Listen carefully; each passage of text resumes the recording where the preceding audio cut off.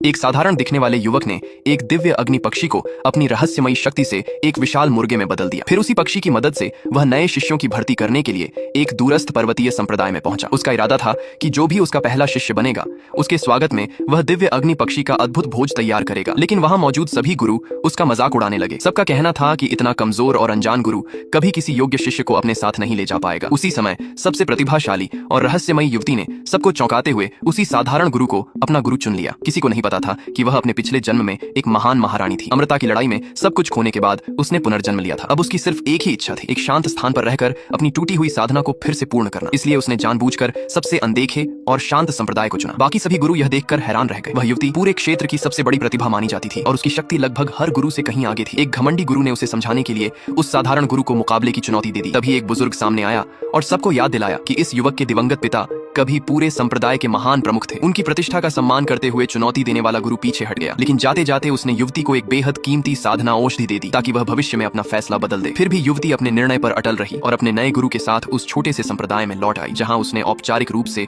उनकी शिष्या बनने की रस्म पूरी की। उसे जरा भी अंदाजा नहीं था कि उसके गुरु की साधना दुनिया के हर साधक से बिल्कुल अलग थी। जहां सामान्य साधक कुछ ही स्तरों के बाद अगले चरण में पहुंच जाते थे, वहीं उसने हजारों स्तरों तक लगातार साधना करके ऐसी शक्ति प्राप्त की थी कि महान सम्राट भी उसके सामने सम्मान से सिर झुकाते थे। यहाँ तक कि 3 प्राचीन दिव्य जीव भी उसके आध्यात्मिक सरोवर में निवास करते थे और अक्सर उससे सलाह लेने आते थे। अपने आज्ञाकारी शिष्य से खुश होकर उसने उसी सुबह पकड़े गए दिव्य अग्नि पक्षी का स्वादिष्ट भोजन तैयार किया। लेकिन युवती को लगा कि इतना चिकना भोजन उसकी साधना को नुकसान पहुंचा देगा, इसलिए उसने मन ही मन तय किया कि वह इसे कभी नहीं खाएगी। जैसे ही वह खाने से मना करने वाली थी, उस दिव्य पक्षी ने महसूस किया कि भोजन में मौजूद आध्यात्मिक ऊर्जा उसके लिए बेहद शक्तिशाली है। इसलिए उसने उसे सिर्फ एक बूंद दिव्य आध्यात्मिक द्रव देना चाहा, जिससे उसकी साधना कई गुना बढ़ सकती थी। लेकिन युवती ने इसे साधारण पानी समझकर जमीन पर गिरा दिया और वहां से जाने लगी। उसी समय एक छोटी सी चींटी ने उस बूंद को चाट लिया। अगले ही पल उसका शरीर दिव्य प्रकाश से चमक उठा और आसमान में काले बादल छा गए। भयंकर बिजली गरजने लगी, मानो कोई महान प्राणी जन्म ले चुका हो। दिव्य पक्षी ने तुरंत अपने पंख फैलाकर